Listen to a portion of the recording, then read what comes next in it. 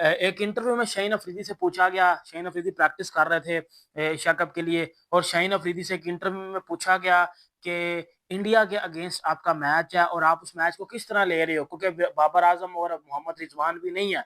पर शाहीन अफरीदी ने बोला कि भाईजान हमारी टीम इतनी स्ट्रांग है कि हम बाबर और रिजवान के बगैर भी इंडियन टीम को हरा सकते हैं, और हमारा और इंडियन टीम का मुकाबला बनता ही नहीं है।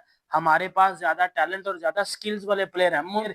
यही टैलेंट और यही स्किल वाले प्लेयर बांग्लादेश में T20 सीरीज हार के आए हैं या नहीं आए?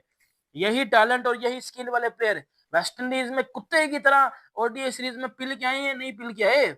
आप लोग कह रहे हो ना कि भाई हमारे पास बड़ा टैलेंट है, हम तो ये हैं, हम तो वो हैं, हमारा तो फलाना तो टमकाना। कभी टेपिया उठ के स्टेटमेंट दे रहा है, कभी शाहीन अफरीदी लंगड़ा उठ के स्टेटमेंट दे रहा है, कभी कोई स्टेटमेंट दे रहा है, कभी कोई स्टेटमेंट दे रहा है। आज तक अभी तक इंडियन प्लेयर्स की तरफ से कोई स्टेटमेंट आया? कोई एक स्टेटमेंट मुझे बता दो जिसमें इंडियन टीम के किसी प्लेयर ने उठ के स्टेटमेंट दिया हो आपके बारे में। बट आप आए दिन कोई ना कोई स्टेटमेंट फेंक रहे हो। इनके तू ऊपर से ये कह रहा है कि बाबर और रिजवान के बगैर भी हम इंडिया को हरा सकते हैं। हमने 2021 में इंडिया से इसी स्टेडियम में मैचेस जीते हुए हैं, और भाई 2021 को गुजरे हुए 4 साल हो चुके हैं, और तू मेरी जान 2021 से बाहर नहीं आ रहा। 2021 के बाद क्या हुआ वो शायद तू भूल गया हुआ है। 2022 में विराट कोहली ने आपकी खोल फोल के मैच निकाल लिया था। 2023 में आपको एशिया कप में भी कुत्ते की तरह पहला था इंडिया ने, और वर्ल्ड कप में भी इंडिया ने हराया था। 2024 में आप लोग 120 रन नहीं थे बना पाए। 2025 में आप लोगों के घर में चैंपियन ट्रॉफी हो रही थी, बट आप लोग कुत्ते की तरह हार गए थे। बातें आप लोग बड़ी कर रहे थे, स्टेटमेंट आपके प्लेयर्स, हमारे एक्स क्रिकेटर्स बड़ी बड़ी स्टेटमेंट्स दे रहे थे कि जी इंडिया को हरा देंगे, इंडिया को पेल देंगे, फलाना कर देंगे, डिमकाना कर देंगे। क्या हुआ था इन दी एंड क्या हुआ था? शलवार हमारी फटी थी, सही है। शलवार हमारी में से जो है वो शट्टे टाट हमारे हुए थे, शलवारें हमारी फटी थी, और शलवारों के साथ साथ पता नहीं हमारा क्या फटा था, सही है। ये बात आप सबको पता होगी। किधर की वो आकड़, वो स्टेटमेंट, हरा देंगे, पेल देंगे, इंशाल्लाह, फलाना ढिमकाना। मैच वाले दिन ये चीजें किधर जाती हैं? वो टीपीए से पूछा जाता है कि जी इंडिया के साथ मैच है, वो कहता है दोनों के दोनों मैच हमारे हैं, क्योंकि हम इंडिया से बेहतर साइड है। ओ यार, आप इंडिया से बेहतर किस वे में हो? अपने आप को किस वे में बेहतर समझते हो कि जब इंडिया से बेहतर है? किस में? बैटिंग में, बॉलिंग में, फील्डिंग में, कैप्टनसी में, स्ट्राइक रेट में, एवरेज में, किस में आप अपने आप को बेहतर समझते हो कि हम इंडिया से बेहतर है? शाहीन अफरीदी ने बोला कि विराट कोहली और रोहित शर्मा के बगैर हम इंडिया से जीत सकते हैं। हम अगर विराट और रोहित होते भी तो हम इंडिया से जीत सकते थे। भाई ये कौन सी गलत फहमी आप लोग पाल चुके हो? एक 2021 में हमने इंडिया को हराया था, पहले 2017 में हराया था, हम 4 साल उसके सहारे पे जीते रहे कि जी इंडिया को हरा देंगे, फिर 21 में हराया, और अब 4 साल उसके सहारे पे हम जी रहे हैं कि जी।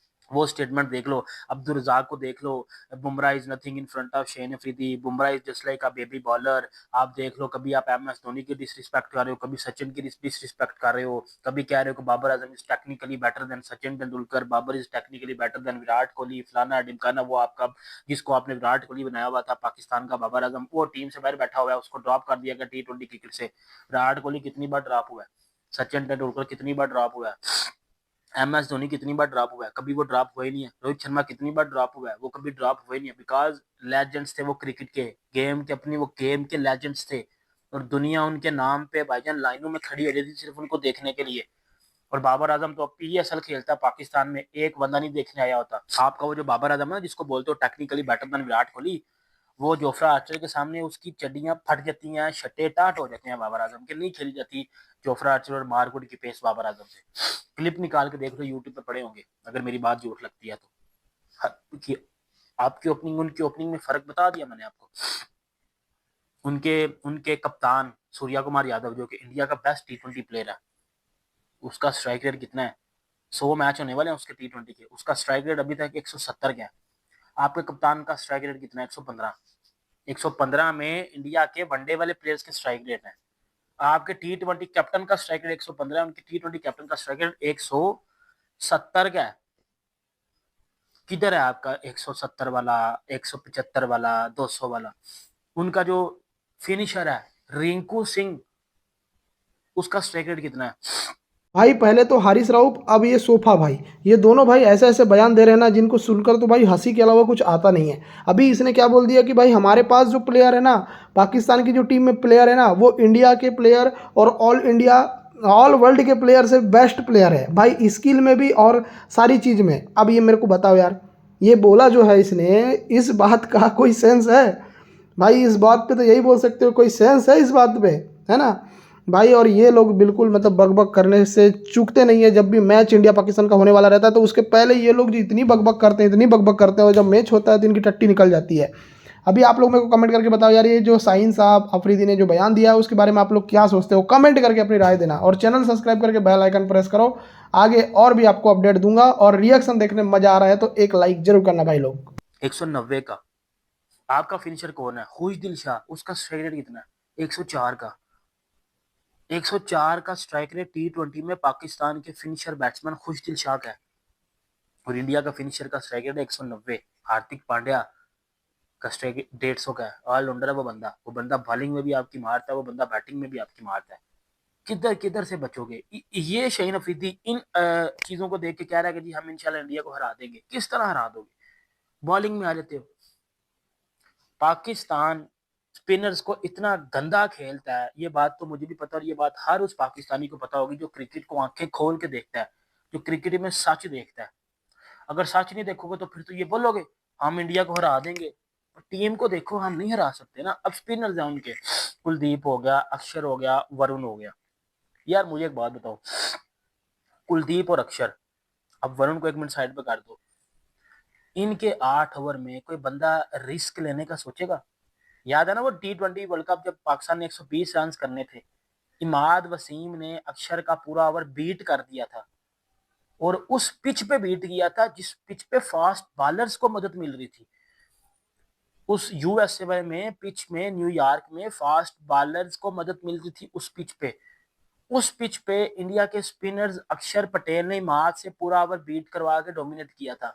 सोचो इन दुबई वाली पिचेस पे, जो कि है स्पिनर्स की पिचेस, इधर इंडिया आपका क्या हाल करेगी? अक्षर के 4 ओवर किस तरह खेलोगे? कुलदीप के 4 ओवर में क्या करोगे? आपको तो चाइना मैन पकड़ना ही नहीं आता। फिर वरुण, वरुण का क्या करोगे? वरुण तो चैंपियन ट्रॉफी में जो दुबई में जा गया होगा, आप सबने देखा वो। आप वो भाई न्यूजीलैंड ऑस्ट्रेलिया जैसी टीमों को उसने फाड़ डाला हुआ था। न्यूजीलैंड इवन के गोरों में सबसे बेहतर स्पिनर्स को खेलते हैं, बट न्यूजीलैंड को भी समझ नहीं है हमने करना क्या। अब इंडिया और पाकिस्तान के दरमियान जो है वो 14 सितंबर को एशिया कप का मैच खेला जाएगा। इस मैच के हवाले से बड़ी बातें चली कि पहले तो ये बात हो रही थी कि इंडिया की टीम पाकिस्तान के अगेंस्ट ये मैच खेलेगी ही नहीं, इंडिया जो है बायकॉट करेगा पाकिस्तान का। लेकिन उसके बाद इंडिया की सरकार ने पाकिस्तान के अगेंस्ट खेलने का जो है वो खेलने की परमिशन दे दी कि भाई हम जो है बड़े इवेंट्स में बॉयकॉट नहीं करेंगे, सिर्फ बायलैटरल सीरीज में जो हम जो पाकिस्तान के अगेंस्ट नहीं खेलेंगे। ना पाकिस्तान की टीम जो है वो इधर आएगी, ना हम जो है वो पाकिस्तान में जाके खेलेंगे। उसके बाद अब जो न्यूज है भाई, अब जो इंडिया पाकिस्तान राइवलरी की हमेशा से हाइप बनती है वो जो है मजीद बढ़ गई है, और अब जो डेली कोई ना कोई ऐसी न्यूज आती है भाई इंडिया और पाकिस्तान के दरमियान मैच के हवाले से।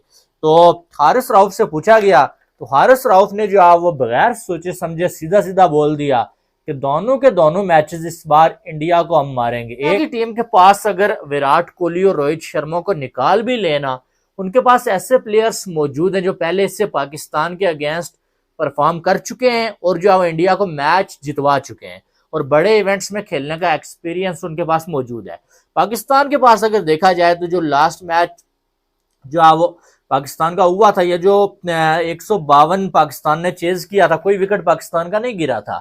शाहीन अफरीदी ने बड़ी बेहतरीन बॉलिंग की थी, लेकिन उसके बाद बाबर और रिजवान वो ना खेलते इनिंग्स हैं तो शायद पाकिस्तान हार जाता। ये मुझे लगता है, मुझे इसलिए लगता है ये क्योंकि जो है वो पाकिस्तान की टीम में बाबर और रिजवान जब आउट हो जाते थे ना, तो टीम जो है पैनिक जो है पकड़ लेती थी, और उसके बाद जो है वो फिर जो है वो टीम जीत नहीं पाती थी। तो मुझे ऐसा लगता है कि उस दिन भी अगर स्टार्ट के 2-3 ओवर्स में बाबर और रिजवान आउट हो जाते ना, पाकिस्तान की टीम जो है वो फिर ये मैच ना जीत पाती। इस बार बाबर और रिजवान भी पाकिस्तान के पास मौजूद नहीं। वो अलग बात है कि उस एक मैच के बाद और पहले बाबर और रिजवान भी इंडिया के अगेंस्ट कुछ खास कर नहीं पाए थे। लेकिन हारिस रऊफ, मैं आपको एक बात बोलूं, मैं पाकिस्तान की